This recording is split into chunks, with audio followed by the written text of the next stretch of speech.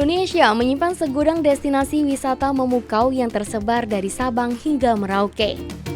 Sebagian besar destinasi wisata tersebut bahkan tak hanya terkenal di kalangan wisatawan dalam negeri, melainkan juga di mata dunia.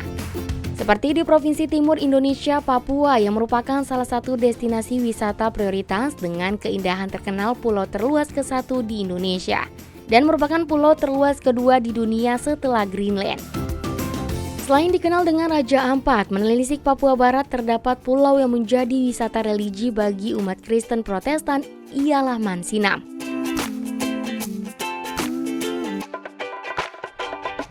Halo teman-teman, saat ini saya sedang berada di halte Ketapang, Kuawi, Manokwari, Papua Barat yang menjadi tempat penyeberangan ke Pulau Mansinam. Kali ini saya akan mengajak teman-teman untuk kita sama-sama saksikan tempat wisata religi Pulau Mansinam yang menjadi pulau peradaban orang Papua di mana Injil masuk pertama kali di Manokwari. Seperti apa keindahan atau wisata religi yang ada di Pulau Mansinam? Teman-teman ikuti saya di Kominfo News Room. Saya Simon Patiran, mari kita lanjut.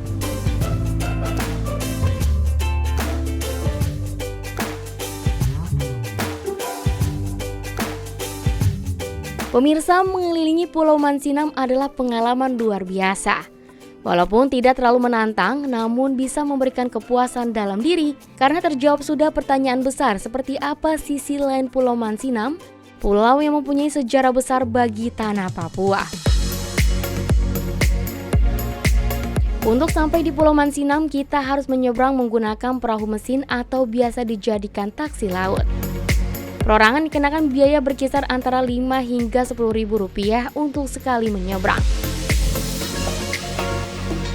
Akhirnya kita sampai di Pulau Mansinam.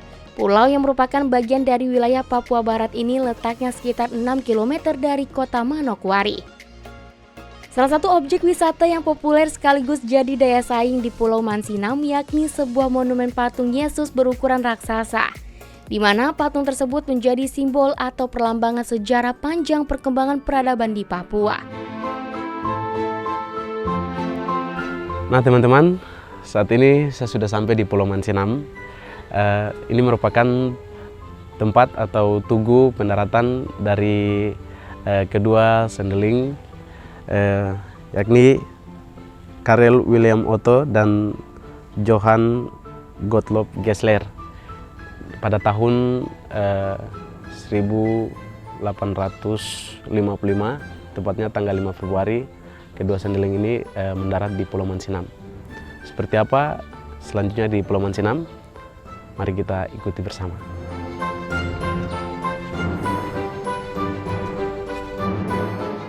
Pulau Mansinam terletak di Teluk Doreri, sebelah timur kota Manokwari, Papua Barat. Pulau yang memiliki luas 410,97 hektar ini menyimpan kenangan sejarah awal peradaban di tanah Papua. Pada tanggal 5 Februari 1855, dua orang misionaris asal Jerman yang bernama Karl Wilhelm Otto dan Johann Gottlob Gessler menginjakkan kaki di wilayah Papua untuk pertama kalinya. Mereka sampai di pulau ini setelah melakukan pelayaran panjang dan singgah di beberapa kota besar di Indonesia pada zaman dahulu. Sebagai misionaris, tugas utama mereka adalah memberitakan kabar baik yang tertulis di dalam kitab Injil. Namun di dalam pelaksanaannya mereka juga dituntut untuk dapat beradaptasi dan membaur dengan masyarakat setempat yang ketika itu masih sangat primitif. Ada sejumlah peninggalan bersejarah kedua misionaris tersebut di Pulau Mansinam ini. Selain salib besar yang merupakan lokasi Otto dan Gessler untuk pertama kalinya mendarat di Pulau Mansinam, di belakang salib juga terdapat relief yang menggambarkan perjuangan Otto dan Gessler dalam melakukan misinya di Papua. Ada pula sisi peninggalan bangunan gereja yang kini tinggal pondasi yang dulu pertama dibangun oleh Otto Gessler yang masih bisa dilihat. Gereja Pengharapan adalah gereja yang pertama kali berdiri di Papua dan dibangun pada 1864. Saat ini gereja tersebut telah direnovasi dan menjadi bangunan baru yang berlokasi di samping gereja yang asli.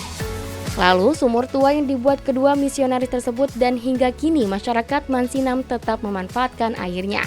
Uniknya, meski berdekatan dengan laut, air sumur tak terasa asin.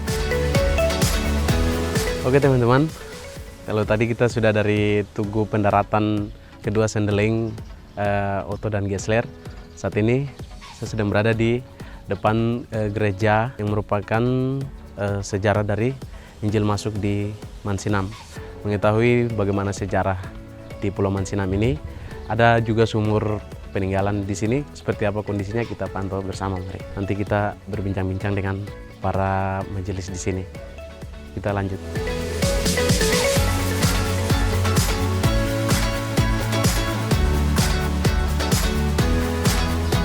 Halo Bapak. Halo. Perkenalkan, nama saya Simon. Bapak siapa? Dengan Bapak siapa ya? Dengan Bapak Nixon Padua, saya Sekretaris Jemaat GKI Laharoi Mansinam. Oh iya Bapak.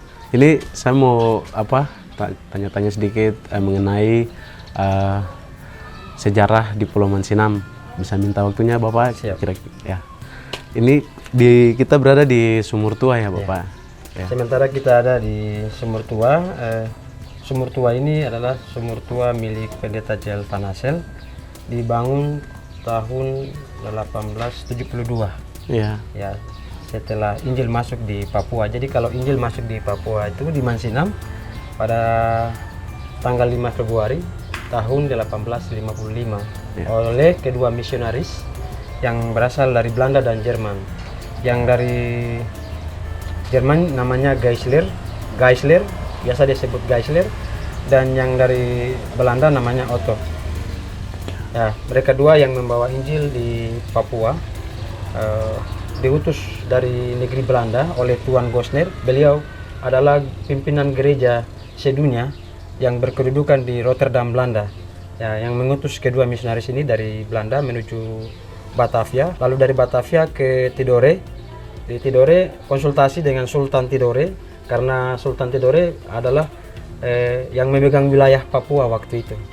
Jadi Papua masih ada dalam kegelapan dan segala sesuatu menyangkut Papua itu harus konsultasi ke Tidore. Ya.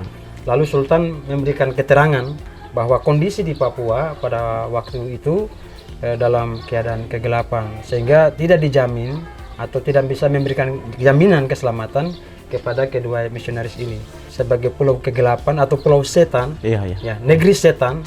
Karena ya kita tahu negeri setan berarti hidup dalam kegelapan. Ya, karena kedua misionaris ini punya kerinduan tekad, akhirnya diberikan izin oleh Sultan Tidore untuk datang ke Papua, tapi pada waktu itu dianjurkan untuk harus kembali ke Batavia dulu. Karena mereka belum menguasai bahasa Melayu. Di Batavia belajar bahasa Melayu selama 6 bulan. Setelah 6 bulan baru kembali lagi ke Tidore. Lalu dari Tidore Sultan Tidore kasih izin dan dikasih anak buah pengikut dari Tidore untuk menemani kedua misionaris tadi.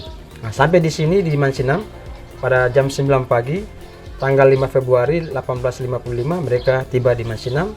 Lalu menggunakan perahu besarnya di laut dan menggunakan perahu dayung.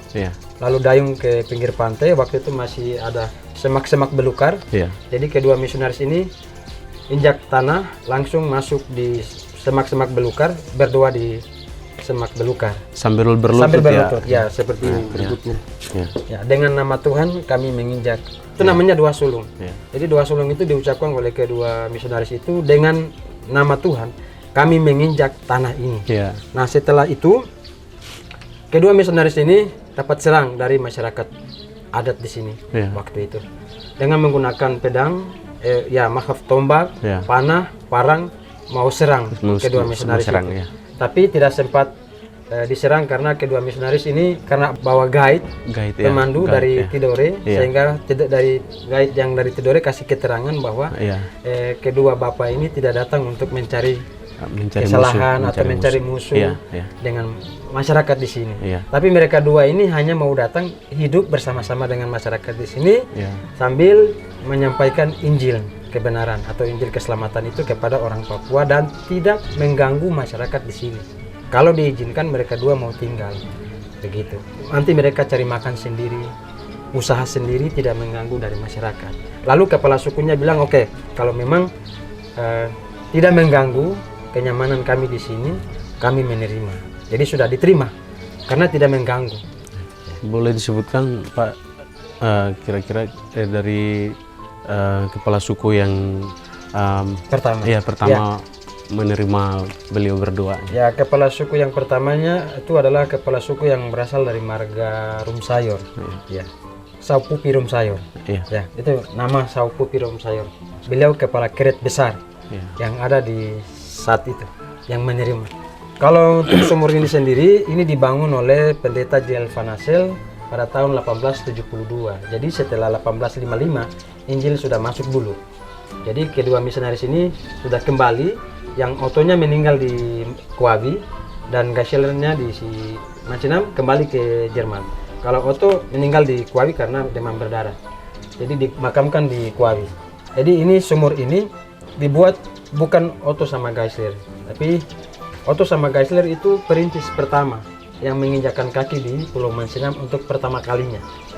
Kalau untuk gerejanya sendiri mungkin merupakan peninggalan dari kedua penginjil. Iya. Jadi gereja yang pertama mereka tidak bikin gereja. Oh, iya. Ya, tidak bikin gereja. Waktu itu mereka gunakan semacam gudang dari pemerintah Portugal. Jadi waktu itu Portugal yang masuk dulu. Lebih awal Portugal bangun semacam gudang untuk penyimpanan batu bara di sini. Di lokasinya di bawah di Tugu Pendaratan. Jadi waktu itu Otto sama Gaisler gunakan gudang itu untuk membuka ibadah setiap hari Minggu. Jadi belum sempat dibuka. Iya Bapak Dua, mungkin terkait mungkin dengan kondisi Pulau Mansinam sebagai pulau peradaban, tapi juga sebagai wisata religi ya, mungkin harapannya ke depan seperti apa? Jadi kemarin kita tanggal 6 Juli kita baru membuat perayaan hari ulang tahun berdirinya jemaat ini. Dengan usia ke-160 tahun itu mengingat bahwa pulau ini, Mansinam ini adalah pulau peradaban atau pulau Injil yang sudah mendunia saat ini. Dan semua mata bukan saja di Indonesia, bukan saja di Papua, tapi sudah mendunia. Jadi semua bangsa di dunia datang ke pulau ini karena ini pulau Injil yang pertama kali. Jadi sebagai warga jemaat di sini dan seluruh masyarakat yang ada di Jemaat Ilaharoi Mansinam, dalam usia ke-165 tahun kemarin, kita merayakan dengan sebuah tema menjadikan Mansinam sebagai gerbang Injil dan pulau doa atau rumah doa. Jadi dengan gerbang Injil dan rumah doa itu kami berharap bahwa ada perhatian dari pemerintah juga, terutama untuk merawat semua aset-aset sejarah ini, karena kita punya sejarah yang luar biasa tapi asetnya terbengkalai. Mulai dari makam-makamnya juga ada, terus kemudian dari sumur tuanya itu tidak terawat dengan baik sampai hari ini. Oleh karena itu, dengan bagaimana niat dari masyarakat untuk menjadikan Mansinam sebagai gerbang Injil dan rumah doa, itu kami meminta perhatian dari pemerintah daerah, terutama untuk merawat situs-situs sejarah ini. Karena selama ini situs-situs sejarah ini tidak terawat dengan baik. Dan kami mau menyampaikan bahwa sebenarnya Pulau Mansinam ini ada dalam wilayah ini pemerintah Provinsi Papua Barat dan juga menjadi salah satu pulau wisata religi dan pulau wisata umum yang sudah mendunia, tapi tidak ada perhatian dari pemerintah untuk hal ini. Menginjak kaki di Pulau Mansinam tidak lengkap rasanya juga tidak berkunjung ke ikon tersebut. Dan untuk melengkapi perjalanan ini, saya mengajak Anda semua untuk ikut menyaksikan ikon dari Papua Mansinam. Oke teman-teman, saat ini saya sedang berada di salah satu patung atau tugu yang merupakan simbol dari orang Papua meninggalkan kegelapan dan menerima Injil. Nah, ini di sepanjang jalan kita menuju patung Kristus Raja. Dikit lagi kita sampai. Ayo.